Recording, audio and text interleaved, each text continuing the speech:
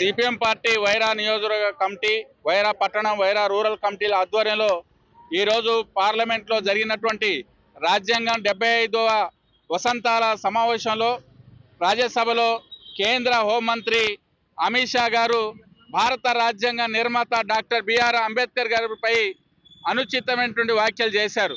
ఇది సరైనది కాదు. భారతదేశ ప్రజాస్వామ్య స్ఫూర్తికి విరుద్ధమైనటువంటి వ్యాఖ్యల్ని ఇవాళ చేసినట్టు హోమ్ మినిస్టర్ అయినటువంటి అమిత్ షా గారు ఇవాళ కేంద్ర ప్రభుత్వంలో కేంద్ర హోంమంత్రిగా కొనసాగే హక్కు లేదు.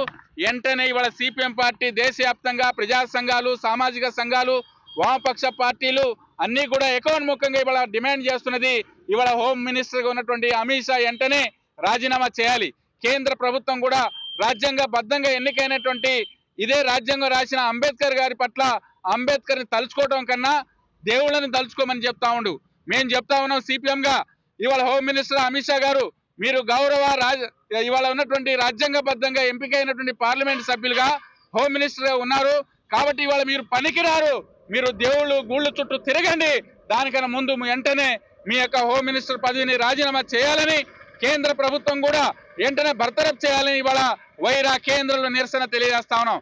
ఏదేమైనా అమిత్ షా గారు చెప్పింది ఇవాళ బీజేపీ, ఆర్ఎస్ఎస్ వాళ్ళ యొక్క విధానాల్ని అంటే భారత రాజ్యాంగం లేకుండా మనుధర్మ శాస్త్రాన్ని ఇవాళ ముందుకు తీసుకొచ్చే ప్రయత్నంలో భాగమే ఇవాళ అమిత్ షా గారి వ్యాఖ్యలు ఉన్నాయని భావిస్తా ఉన్నాం. కాబట్టి దేశ ప్రజలు కూడా అప్రమత్తం కావాల్సినటువంటి అవసరం ఉంది. ఇలాంటి మతోన్మాద వ్యాఖ్యలు చేస్తున్నటువంటి మతోన్మాద ఆర్ఎస్ఎస్ భావజాలం కలిగినటువంటి వీళ్ళు ఇవాళ కేంద్రంలో పరిపాలించడం మన భారతదేశ ప్రజలకు దురదృష్టకరం. కాబట్టి ఇప్పటికైనా భారతదేశ ప్రజలు మేలుకొని భారత రాజ్యాంగం అంటే అన్ని వర్గాల ప్రజలకి, సకల వర్గాల ప్రజలకు హక్కులు కల్పించినటువంటి మహానుభావుడి పట్ల వ్యాఖ్యలు చేయటం దీన్ని అందరూ ఖండించాల్సిన అవసరం ఉంది.